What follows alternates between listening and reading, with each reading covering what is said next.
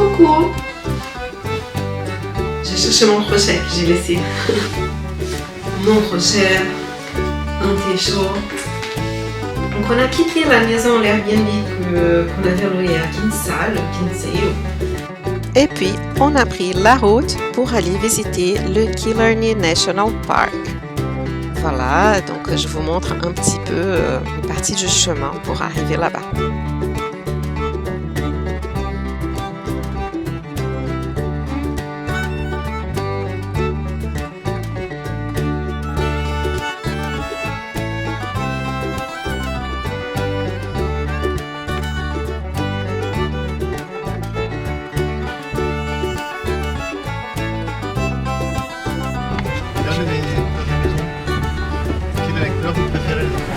Vert, il est super beau le vert. Il y a le turquoise qui était joli aussi. Ah, c'est trop mignon cette ville.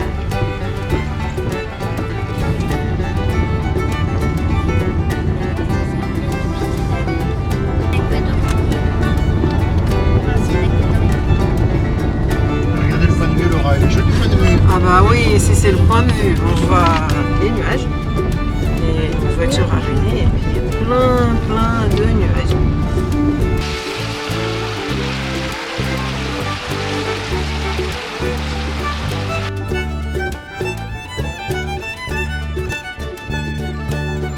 Quand tu veux passer quelque part, tu défais le mur et ensuite tu le refais. Faut défaire le mur et le refaire. Notre visite du Killarney National Park a commencé par la Muckross Abbey. Elle fut habitée de 1448 à 1652, année du saccage organisé par Cromwell. Puis on a visité la Muckross House, ce magnifique manoir de style néo-Tudor, bâti en 1843. Évidemment, je n'ai pas raté les macarons au crochet. Et même si la beauté des pièces du manoir est indéniable, c'est à la fin de la visite que mon cœur a battu plus fort. Quelqu'un devine pourquoi? Donc on a visité la maison, les jardins, c'était vraiment super beau. Et puis on est arrivé, on a commencé à faire le Ring of Kerry, donc une route scénique, magnifique. Voilà. En sortant, premier arrêt, donc ça a été le parc national. Ensuite, on s'est arrêté au Ladies View.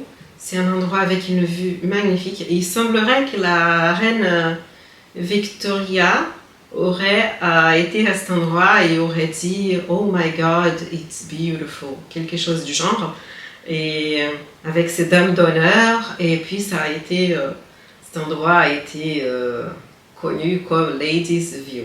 J'ai eu l'occasion, il y a un café là-bas, j'ai eu l'occasion de m'asseoir au café dans la terrasse d'en haut pour boire un thé avec un gâteau à l'orange. Et c'était juste une perfection. Mais vraiment, le gâteau était excellent, le thé était parfait. Moi qui ne suis pas la fan de thé, mais le thé, j'ai failli demander à la dame quelle était la marque de thé qu'ils utilisaient dans ce café parce que c'était juste parfait. On avait marché sous la pluie en plus, on était tous trempés et tout. Et ça a été délicieux.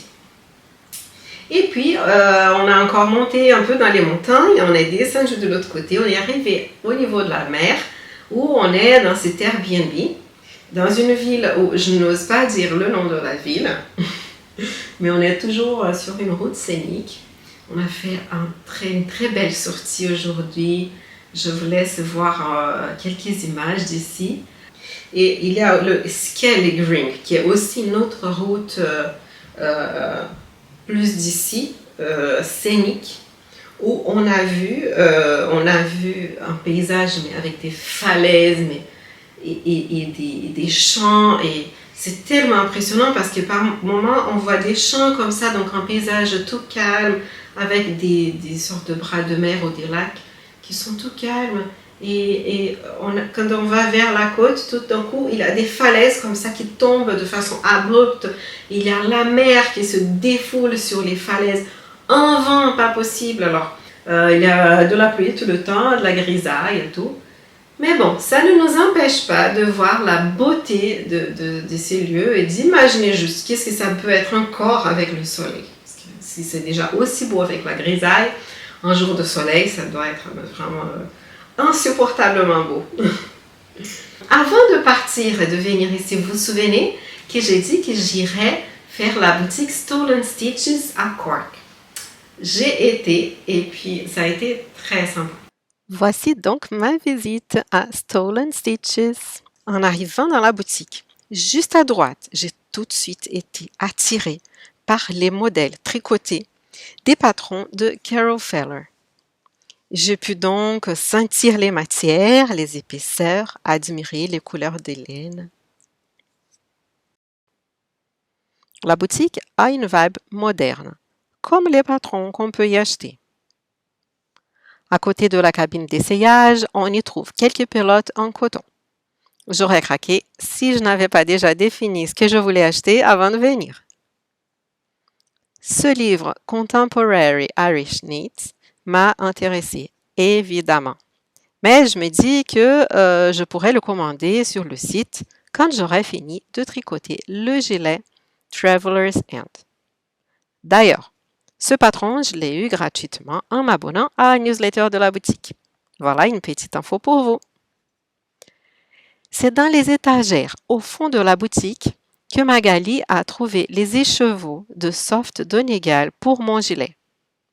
Il y avait aussi de la laine française, mais je veux essayer les laines locales. À la sortie, je n'ai pas pu éviter de toucher ces laines Nua, super douces. Je les ai trouvées super jolies, les couleurs sont très très belles et je me demande si elles seraient adaptées ou pas pour tricoter les modèles du livre que je vous ai montré tout à l'heure.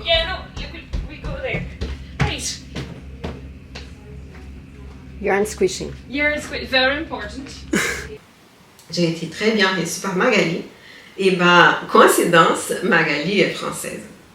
Mais elle parle en anglais impeccable. Voilà.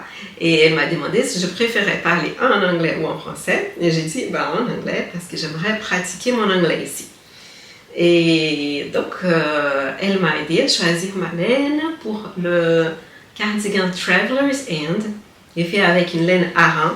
Donc, j'ai acheté de la laine Donegal. Elle est dans la voiture. Et puis, je vous montrerai soit en incrustation, soit après.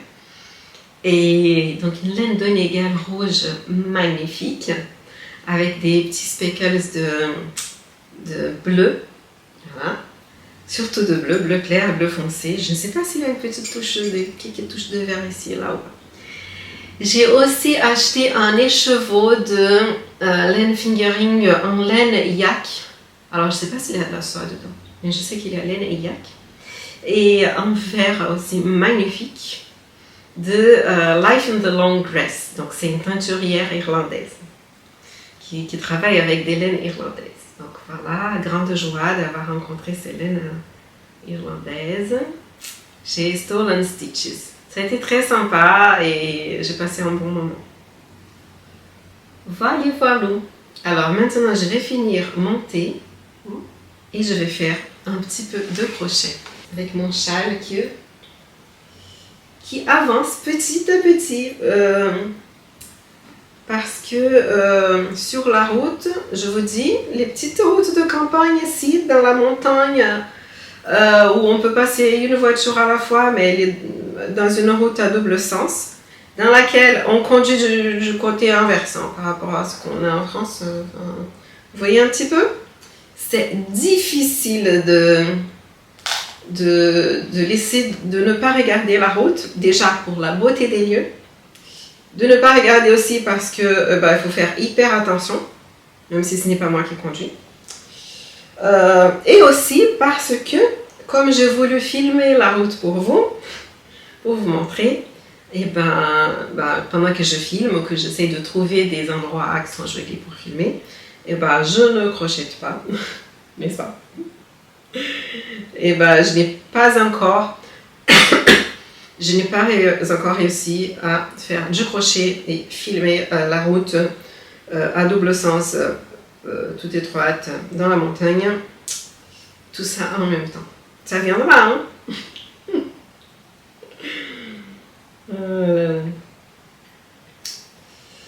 Sinon, oui, côté livres, hein, j'ai acheté quelques livres ici en Irlande. Et j'ai déjà commencé 2 en même temps. Voilà, c'est un peu de la folie.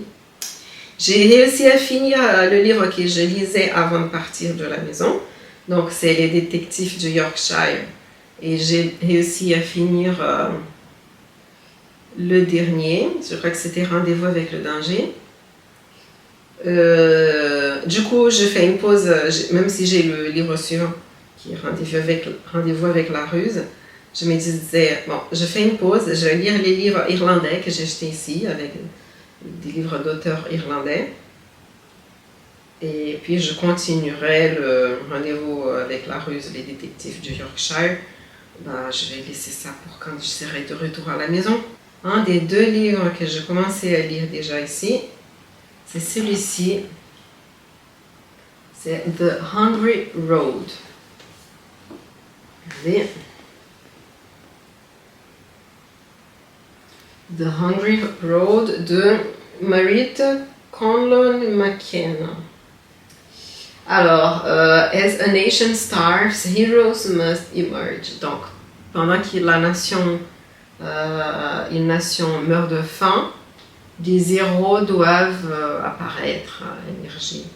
Voilà, donc ça parle de la grande famine qu'a vécu l'Irlande alors qu'elle était encore sous domination anglaise.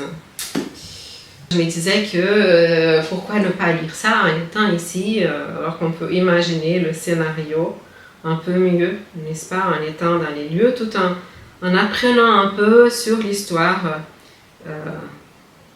très, très difficile de l'Irlande. Donc il y a celui-ci et il y a un autre là-haut qui est une histoire courte, donc un livre court. Mais comme il est là-haut, je vous en parlerai une autre fois quand j'aurai l'occasion de filmer un petit peu avec vous. Je n'ai vraiment pas eu l'occasion de reprendre mes autres projets. J'ai fait vraiment un tout petit peu de tricot pour ma chaussette quand on était en voiture, je crois encore en France. Et depuis, je fais mon châle quand je peux.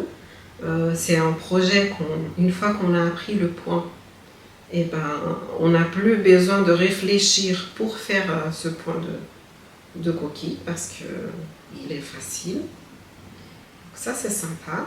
La seule chose qui attire un peu plus notre attention, ce sont les changements de couleur ici et là pour former le dessin du châle. Est-ce que je vous ai déjà dit le temps pourri qu'on a ici en ce moment? Et puis, on a encore une semaine où on va faire des sorties, où on devrait marcher beaucoup à pied, exploiter la nature. Et donc, toutes ces sorties, elles sont un peu raccourcies, voilà. On va voir les choses, mais on y va en voiture, on se gare, on sort, on regarde, on revient en voiture et tout. On ne fait pas des randonnées énormes parce que déjà, un de nos enfants est déjà tombé malade avec le bateau. Mon mari a commencé déjà à avoir mal à la gorge. Et on n'a pas envie que toute la famille soit malade, n'est-ce pas? Et donc pendant tout ce temps où on fait les sorties un peu plus nature, on est en temps pourri. Et il paraît qu'au moment où on va être plutôt à l'intérieur, et à ce moment-là, il va faire super beau.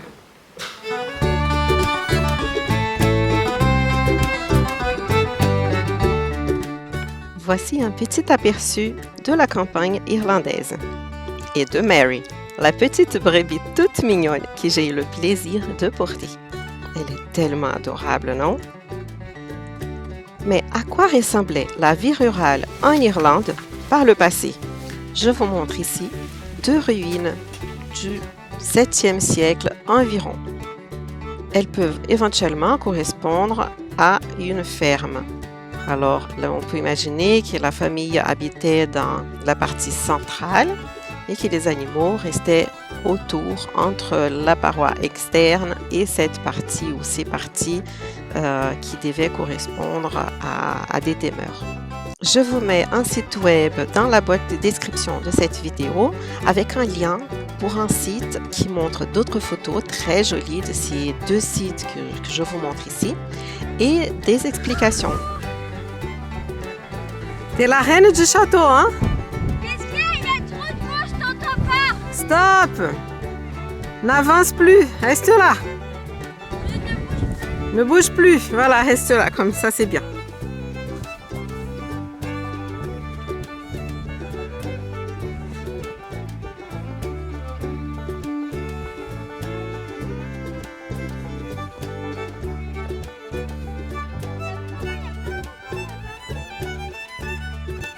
Oui, c'est joli, hein? Et la mer n'est jamais très loin ici, hein?